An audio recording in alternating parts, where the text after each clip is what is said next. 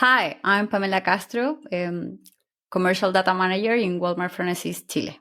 My name is Lucas Barros, and I lead Walmart Connect and Walmart Phronesis in Chile. The first one is the retail media, and the second one is the retail analytic businesses within Walmart Chile. And you are listening to the CPG Guys podcast. Welcome to the CPG Guys podcast. Your hosts, Shri Rajagopalan and Peter V.S. Bond, explore how brands and retailers engage consumers in an increasingly digitally driven world. And now, here are the CPG Guys. Hello and welcome to the CPG Guys podcast. I am your humble co-host, PVSB. I'm also head of industry and client relations at Flywheel. We are the e-commerce accelerator division of Omnicom. Of course, I'm joined, as always, by my fellow co-founder and co-host. He is the Chief Revenue Officer at Think Blue Consulting. He's patriarch of the Raj family media empire. My God, there's so much going on with the Raj family. We'll talk to him about that in a second. And he is also the former Chief Customer Officer at General Mills. I'm of course, talking about my BFF, my ride or die. He's the man known as Shri. Shri, as we record this, it is May 2nd. Now, you know I am a big Maroon 5 fan. I have loved their music. One of the last bands that I added to my repertoire before I just stopped adding any new musicians that I like. Yeah, Taylor Swift is kind of wafted in there. But generally speaking, some of these new ones I don't pay. But Maroon 5, I keep track. What is so big about Maroon 5 today in the Raj family? What's going on? Well, their latest song released last night at midnight Eastern, Priceless. Adam Levine, Maroon 5 featuring Lisa from Blackpink. My older daughter, Ria Raj, is one of the co-writers. Of course, if you go to LinkedIn, Proud Dad shows it off. But if you go to Spotify, Apple, you can find her in the credits in about a second. She's waited for this moment for a long time. Congratulations to her. It's a big deal. But Peter, this is a unique 24 hours for the fam because, Laura just had the release of Gnarly by Cat's Eye.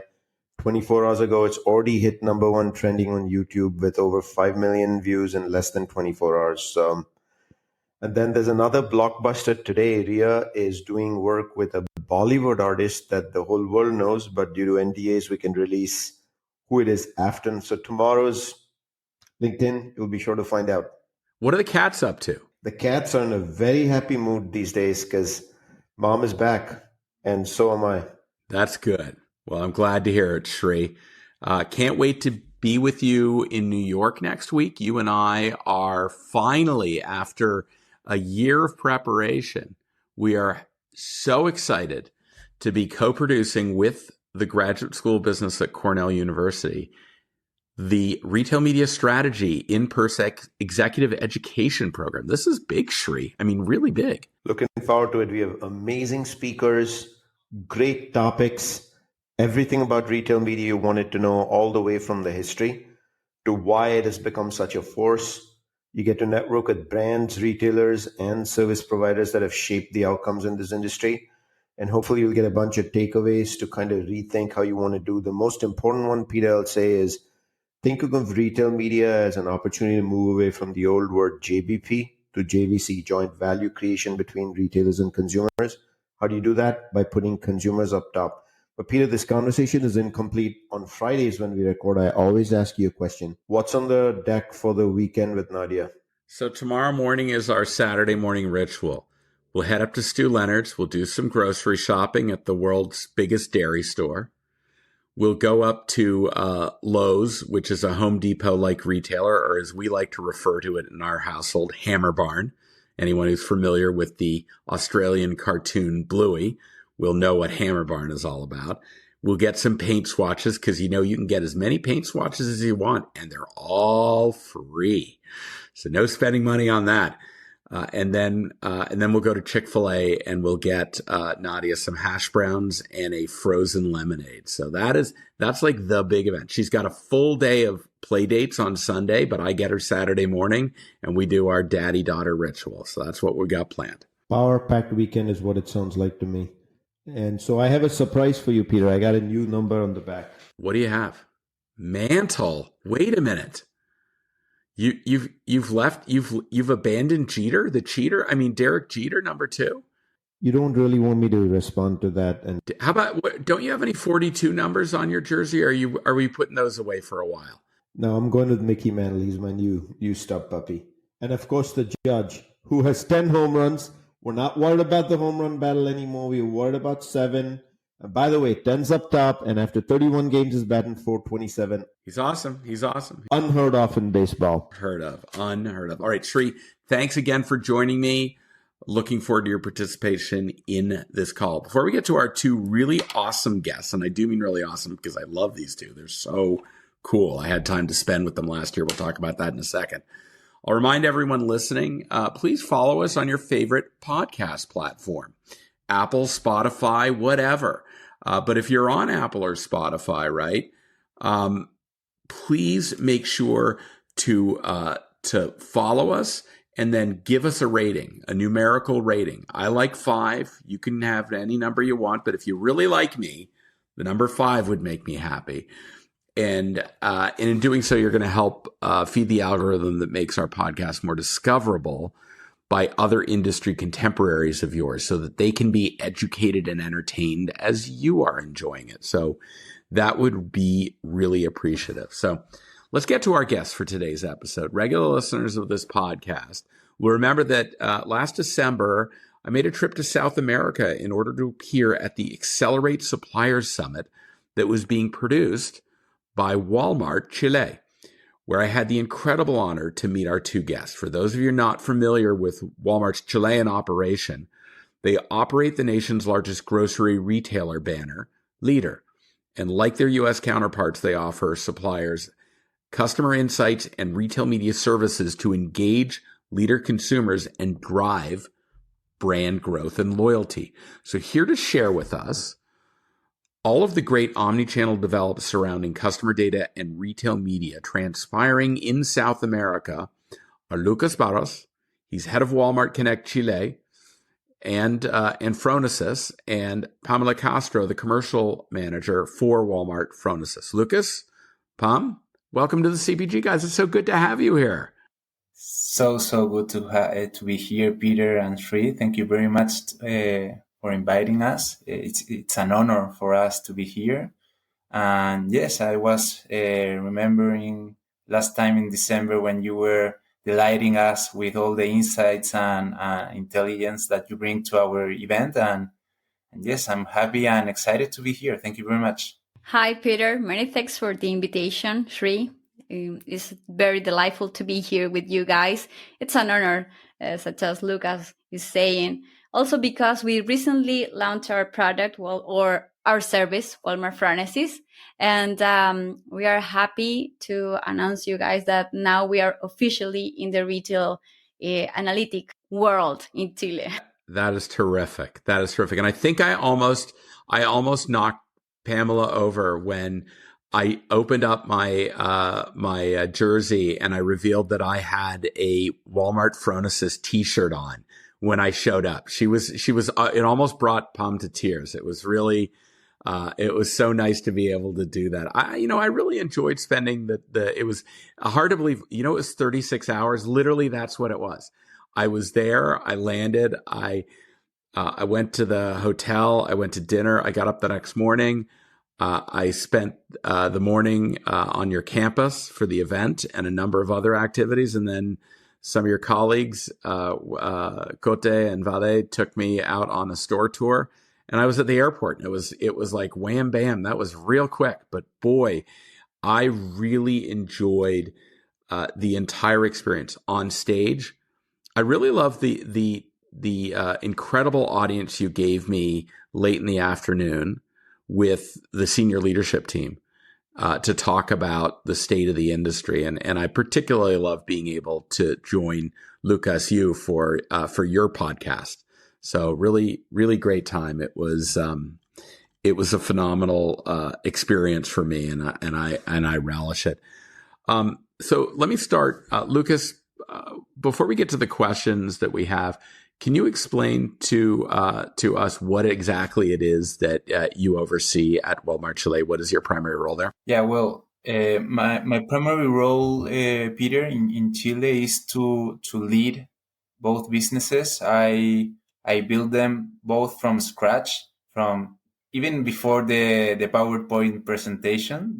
So from before anything, Walmart brought me to Walmart to design these businesses and start them up from scratch.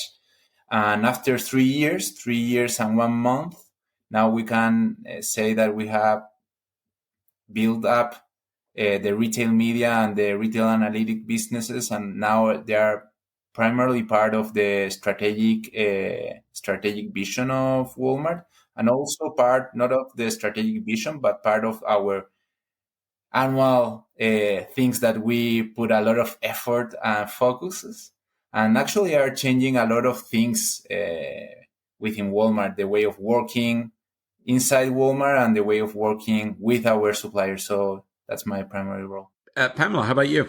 Okay, me, I'm very thankful with Lucas because when he started this business, I think he had in mind something more related to sell a platform in Walmart Phronesis. And when he decided that it was me the person to join to this business, he believed in the vision that I brought with me. And this is not only a platform now, this is a new way of working, as he was saying. And now suppliers and merchants are working in the same common language. I mean, we see the data, we work through the data, and we improve the client's experience in the store and in the online medium. So I believe now we are growing very fast in our business because we decide work beyond our data platform. That is terrific. Thank you both for that. And by the way, Lucas, you'd better watch out because Pam's got a pretty serious podcasting microphone there, and if you're not careful, she may bump you out of your own podcast role. That's some good equipment. I'm hoping for the team to do that. There you go. Inspiration. So to our audience, we're going to include in the digital liner notes of this episode links to both Lucas's and Pamela's LinkedIn profiles and the LinkedIn page for Walmart Connect Chile and obviously the website, so that anyone listening to this can follow along and multitask, learn more about our guests and their business as we go into these detailed questions for our conversation. So let's start with an overview of Walmart in Chile. Lucas, could you share with us what the retail operations are in Chile? What's the scope? What is Walmart's presence there? I kind of alluded to the fact that if you ask consumers in Chile, do you shop at Walmart? They'd look a little perplexed. But why don't you explain what the retail operations are in your country? So Walmart Chile means 3 banners. We have Líder, that is the biggest one, then Super Bodega A Cuenta is the second one, and then Central Mayorista. We have almost 400 stores along all the Chilean region, and we are less than 30 minutes away from any person that lives within our territory. So that's a big number. We also are inside more than the 90% of the households in Chile. So it's a huge penetration. And why is that? Because we help people save money and live better. It's very, very connected to our main purpose here. And I would say that the main differentiation about us is that we also have more than almost the 85% of the transactions of the in-store transactions identified. So that allows us to do a lot of things, like, for example, Walmart Phronesis and Walmart Connect in a different and meaningful way. How about that, Shri? 85% household attribution on their in-store transaction. That's enough to make people in Northwest Arkansas downright envious. Jealous is the word that comes to mind. So I'm going to jump from an introduction of the Chilean market as well as background on Walmart to actually getting into omnichannel. So give us here in the US, omnichannel is pretty well penetrated where, we say close to 100% of all influence on a shopper is done digitally. But what is the state of omnichannel in Chile? And also benchmark it with the rest of Latin America. And then when you look at North America, any statistics you have on e-commerce penetration, mobile engagement, all this would be great for audience to hear. When we talk about bancarization, when we talk about a time that we spend in mobile social platforms and mobile in general, when we talk about the access of telephones and internet in Chile, we overperform any other country, almost any other country in the region by far. When you cross that with the penetration of groceries, depending in the penetration of e-commerce, depending if it's groceries or it's extended catalog, also Chile has a great penetration.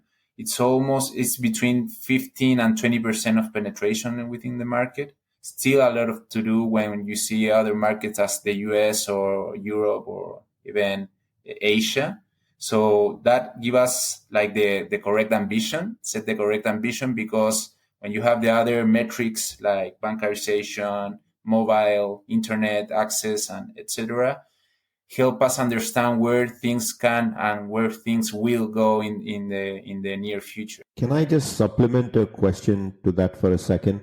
I know Peter's going to get into a little bit about retail media, but I'm just curious, how well is retail media known in Chile amongst vendors, your brands? Well, retail media in Latin America is pretty new. I could say that in the last 4 to 5 years, all the networks were launched in the region.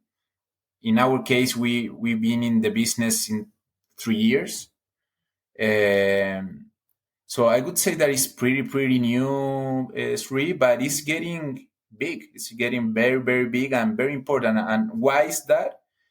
I would say that it's because the performance, yes, but also because the markets, the people who is investing are understanding that the retail media is also media, and is the best place to connect with huge audiences, and also being in the performing world. So it is an omni-channel and full funnel possibility. And as it occurred before, where traditional migrated like almost everything to digital, I think that now we'll migrate to omni-channel. So yeah, things are happening, and it's because the results that we are giving. Lucas, you made reference to the fact that you launched retail media in Chile about 3 years ago, and the fact that prior to that you went up to, I'm assuming, Northwest Arkansas to kind of see what Big Brother was going. How did that inform you? And in answering this question, I want to understand how that informed you, and what are the offers or the solutions rather that you offer to suppliers where they can invest? Because I think it would be helpful to understand, I think most of the audience here are familiar with what Walmart Connect in the United States offers and what they focus on, but your solution offering isn't necessarily the same thing. So can you walk us through what are essentially the ad products that you offer to your consumers, and how that was influenced by your research of what was going on in the US? It's a great question. I would say that we have the same vision about it. I think that the long-term vision for us is digital. And in our case, because we are Latin American, because we are Chile, we are countries and regions that still invest a lot in traditional and in trade. We love trade. And when you see like the digital advertising penetration in the US, I think that now is more than 77% of the total advertising investment. Here in Chile is around 50%. And that's something, that's a first thing. But then when we approach to our way to how we are developing retail media here, we are seeing a lot of space having the stores as an point of media also. And why is that? Because most of our audiences are still in the stores. That's the truth. And that's one thing that we are doing, or at least differently than other markets, that we are enhancing a lot the in-store advertising. We have been in that business the last year and a half, and the brands love it. Just love it. They love what we are doing. We are investing a lot on knowing more the metrics that make sense in the in-store advertising, and how actually we can give them completely visibility of what they are doing. And that's something very differently of what they are used to do in the trade, because beforehand you were investing, but you don't knew much about what the impact is. And now we are building the funnel on in-store advertising and the audiences and the type of segmentation that you can actually hit in in-store advertising. Hey, Lucas, when I was in the stores with Cote and Valle, they showed me what you were doing with the actual in-store merchandising. Can you explain to our audience, how do you keep track of whether the intended point of purchase material was actually deployed at retail? What is it that enables you to know that a particular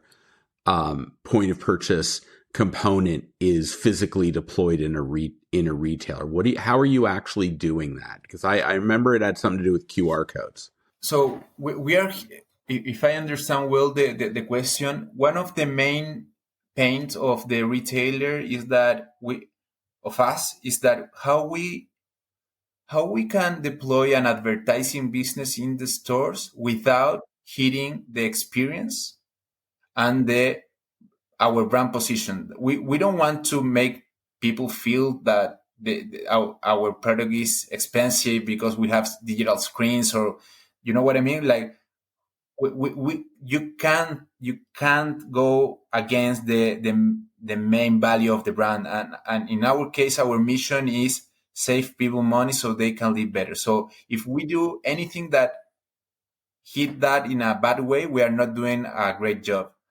So in order to achieve that, we partner with the operations and with marketing, and we build our complete catalog of offers with them.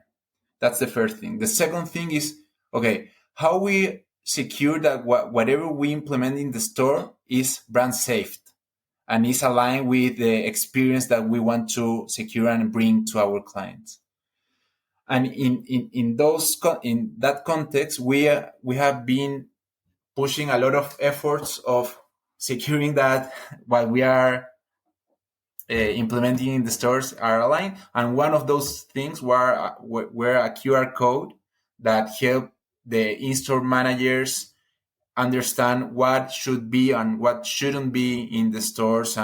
But that one of the things that of many things that we like impulse, like we try to push into our advertising in store. We don't want to give our clients a worse experience. It's the complete opposite. How we enhance the experience with a marketing that actually connect deeply with the customer needs. No doubt about that. Staying connected to the mission of Walmart is absolutely critical, because at the end of the day, that's how consumer sees the outcomes, right? So tell us about how your team is actually helping brands to activate through Walmart Connect. Is it managed services? Is it self-service platform? Is it a combination of both? How are brands actually engaging and getting success with Walmart Connect in Chile? Today's that's one of our pain points that we are building it. But today is 100% managed service. I always, when I talk to the teams, I tell them that this is like selling advertising 30 years ago, but we are moving forward. So at the end of the third quarter, we will launch all the self-service capabilities for sponsored products. That's a good, I'm not going to say a huge milestone because we should have that long time ago, but it's a milestone. It will help us serve better the brands and give them more autonomy, and so they can actually decide in a better way how to invest their money and grow. And so it's 100% managed service today. Will change in a few months now. That's pretty great. And can I assume then, as you go to introduce the self-service capability, your goal is to not only enable the brands to do some of that work themselves, but if they work through third-party agencies, that the agencies will be able to do that work on the brand behalf. Would that be an accurate description of your intention? It is very accurate, and also not only with our on-site products solutions, but also with the DSP that we are about to launch in 1.5 months. That is terrific. A DSP. That is good to know. I want to remind our audience that today Shri and I have the incredible pleasure of speaking with Pamela Castro and Lucas Barros from Walmart in Chile. So now to Pamela. Pam, retail media success, I think, is highly dependent upon the ability to personalize customer experiences, right? In comparison to the U.S. counterpart, as we've referenced a couple times today, Walmart Chile has a very high transaction attribution rate. Can you share with us a little bit of the story behind why that is the case? What is unique about Chile that's driving that, and what has that enabled you to do? Yes. Well, Chile has stricter data privacy regulations than the US. And now our clients are providing their ID through Mi Club. Is our loyalty program here in Chile. And Walmart is the number one retail also in Chile. So our customers, our clients trust very hard in our way of working, in our loyalty program. And we provide for them Mi Club points. So that's why they provide to us their ID. And so I'll say that now we are in our way to personalize experience, but for now, we are working very hard to improve the experiences for most of our clients through Walmart Phronesis, for example, because we can understand the journey that they are doing to get their suppliers, or even we are improving their experience because we say, okay, this is the assortment that you should have there. And I will say that the story behind all the information that we are getting is most because of Mi Club, our loyalty program. Wonderful. One thing I want to clarify, Pamela, the loyalty program data that you talked about and the possibility of personalization, it's an opt-in, correct? When they become members of the loyalty program, it's not automatic that you track the data, correct? No, it's not automatic. Also, they provide the data for us and we track their ID. I mean, because they come very frequently to any of our stores. As Lucas said before, we are near to 30 minutes to every household in Chile. So you can escape from Walmart in Chile, at least. So that's why the clients are very frequently visiting some of our stores, and they are very loyal to us. And to increase our value here, we have to work very hard on penetration and loyalty, and also in how they are spending more in us than in the other retailers. Can you give a little bit of just a top level highlights on what that loyalty means? You know, here in the US, typically loyalty is always rewarded by points that can be redeemed for everything from gasoline and fuel all the way to discounts and offers and things of that nature. How is your program different? I will say that's not different. I mean, it's most of the same. You have discounts in fuel also, and you get some points that you can redeem later in more products. But I will say the difference is because we are the number one supplier the number one retail in Chile. People are more engaged with us because we offer everyday low prices. And in Chile, this is a huge demanding difference. So I imagine your vendors must be very curious about the data so that they can build better products, offer better value to your shoppers, the customers at the end of the day. So do you and how do you make this data, customer data, available to your suppliers to analyze behavior? And do you collaborate also in the process with the merchants who are actually bringing product to the shelf? Yes, I mean, Walmart Phronesis is born as a platform before, but now we are a different way of working between merchants and suppliers. And we understood that because you have the data available in a platform, nothing happened with that only. So we create different teams, one for the suppliers, and they are consultants for the suppliers. So we analyze the data, we provide to them insights that we can also detect the size of the price before they implement it. And also we have another team that works directly with merchants. So that way we are like a way of detect the category growth opportunity, not only for the supplier, not only for the merchant. And as we analyze the insights and we detect the size of the opportunity before they implement, they decide if the opportunity is it going to work or not. And after they take action in this insight, we measure the impact. So we are measuring every moment, I mean, before they implement and after the implementation. And I think that's the difference also in our way of work, because now they put money even before they take action.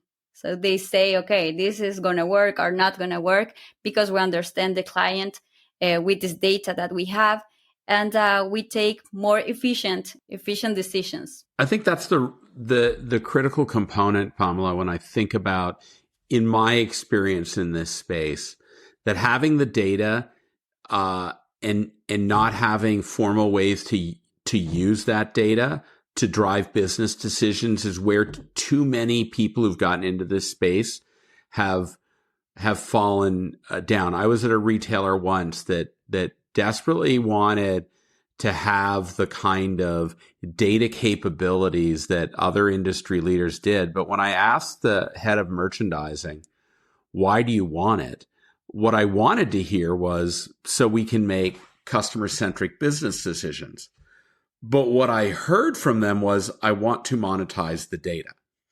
And I think that's why it never worked at that retailer, because they never saw the data for its primary purpose, which was to make better decisions, to serve customer needs and grow volume. If it's purely from a monetization standpoint and decisions aren't being made, your suppliers will pick up on that pretty quickly, right? And then they're just not going to invest in it. But if it's part of how you do category reviews, how you do assortment planning, how you do promotion analysis, then it's an essential toolkit that every supplier wants to have access to, because they know if they don't, then they don't have a credible seat at the table and they are not considered to be credible counselors. I mean, it really is that simple. So I'd love to know how brands are now that you have made this data tool available to them, Phronesis. And by the way, again, congratulations on the official launch of that. It's so exciting to know that it's kind of, suppliers were aware of it when I was there in December, and you had a soft introduction, but now it's a formal part of the toolkit for how suppliers collaborate with Walmart Chile. But can you give us some examples of how some suppliers have been starting to use Phronesis to inform their retail media strategy at Walmart Chile? If you have a case study, it would be really great to kind of share that. Yes, I mean, as you were saying, the insight to action and to make better business decision is very important. I mean, this is not going to work if we are not using this data to improve our businesses. That's the real state.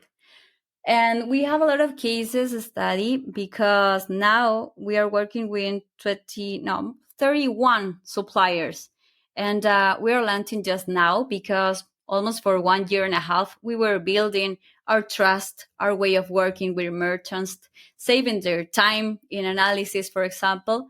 And now we have, for example, one supplier that decided to provide the assortment for launching this year because of the data. So they say, okay, let's start launching 10 products. And after they saw the data and they understood that there was not room for 10 new products, they say, okay, let's launch only one for this quarter. And we did it through Walmart Connect because we set up the right stores to put this product on shelf. And after that, Walmart Connect decide what vehicle to use. I don't know, maybe TV or even in the same shelf. But after 3 weeks of implementation, they took out the product because it wasn't working that well. So we understood the insight, we see the opportunity, but maybe we don't execute very well. And after that, we decided to try it again. And now we are working to make it work better than before. And the same stores, different vehicle, we are through Walmart Connect, and now it's working. Another cases that we have, I mean, Coca-Cola is one of the biggest suppliers in the world. And they did a huge campaign with Walmart Connect last year because they were decreasing in ticket penetration and with the can. So they say, okay, let's work to this. What data can you provide for us? And we say, okay, we provide for you the correct stores, so that way you will put your product in the right stores. And they did a journey for the shopper where you go to the store and you see the Avengers. So in that path, you in the beginning of the store, you were seeing Iron Man, for example, or Captain America. I think, Lucas, you correct me. After that, you move to the shelf and you will see all these images working also with this product. And at the end of the store, you can see also a new banner for this product. And after the implementation, they increased 14% in tickets. So this campaign was huge, not because they were in every store they wanted or in the store that Coca-Cola were selling the most. It's because we defined the right store for the customer. And after that, implementation works very well. No debate about that. Right implementations always work well. So let me wrap it up by asking you guys a question about what the rest of 2025 and what the future holds. So where are you focused on innovating Walmart Connect and Walmart Phronesis offerings over the next few years? Maybe Lucas, you can take that one. Well, what the main things that we are working on today in Walmart Connect Chile in technology is that we are migrating to our international platform. So that will help us to have a huge jump in our product offered and also in self-service capabilities and also in a long list of stuffs that will help us to go at the double of velocity that we are going now in terms of products. And we are very, very excited about it. We know that it's the right path to go with, and it's how we're going to build the future outlook of retail media in the country. And in terms of Walmart Phronesis, today, in the last years, we have been laser focused with customer and categories and how we connect brands with those type of KPIs and analysis and opportunities. But things never end there. Like when you think about the aisle and the main point of importance, that is that where you are in the front of the aisle and you are going to take the product, like everything ends up there. You need more things to get better decisions or make better decisions of what is better for the client. So our way of how we imagine the near future is how we connect operations and supply KPIs to the customer KPIs and categories KPIs, and how we give the brands an end-to-end vision of what's the best way to serve the client. So that's the path that we are following there. So connecting now that we have a robust product on category and client, and we can answer some questions like where, why, and how they buy. Now we want to connect that with the whole operation point of view, and what we mean about that is shelf availability, supply, KPIs, and go on.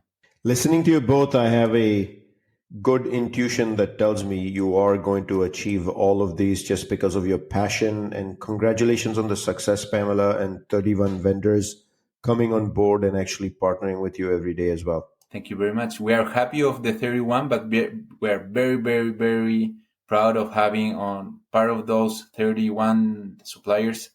5 or 6 are small companies that we are helping them to have better access and better understanding on the data and helping them growing. And that's... Well, Pamela and Lucas, Shri and I really want to thank you for taking time out of your day to speak with us about what all the exciting things you have going down in Chile with Walmart. Lucas, Shri and I particularly want to welcome you to the Girl Dad Club. It's an incredible fraternity, and I know you're about 4.5 months into your journey with your new daughter. So we wish it can be really, really exciting. And I don't know if you know this, but Shri and I determined that the equidistant point between where the two of us live, me in Connecticut and him in LA, strangely enough, is Northwest Arkansas. We can both take a direct flight that takes exactly the same amount of time from New York or from LA. So please, you next time you make your way up to Northwest Arkansas, let us know. We'd love to come up and connect with you there. Thank you very much for having us here. It was a very fun conversation. We hope to see you guys back in Chile again, not for 3 days. I hope you have some time off so you can see our country a little bit better. And thank you very much for having us here. Yes, many thanks for having us here in this conversation. It was fun. Awesome. All right, Shri, that was a really great episode. I enjoyed our conversation. Kind of rounded out our month as we get ready for a whole bunch of activations coming up. We've got obviously Cornell. I think you've got Nielsen C360. I've got another Cornell event. I've got what is it? Oh, the Digital Food and Beverage Summit, the middle of June. And then you and I are off to Cannes, France, aren't we? We've got a big schedule ahead of us for the next couple of months, right? No doubt about that, Peter, but would you have it any other way? No, it was fun. Connecting with the industry and staying with the network is one of the most important things here, so we can stay refreshed on all the different things happening in the industry, especially in the retail media space. All right, Shri, to our audience, don't forget to follow us on your favorite social media platform, your favorite podcast platform. Follow us on LinkedIn as well, but make sure to give us a rating. Apple, Spotify, number 5. It's our favorite number. And Shri, thanks for joining me as always, and to our audience. We look forward to speaking with you on the next episode of the CPG Guys podcast. Goodbye.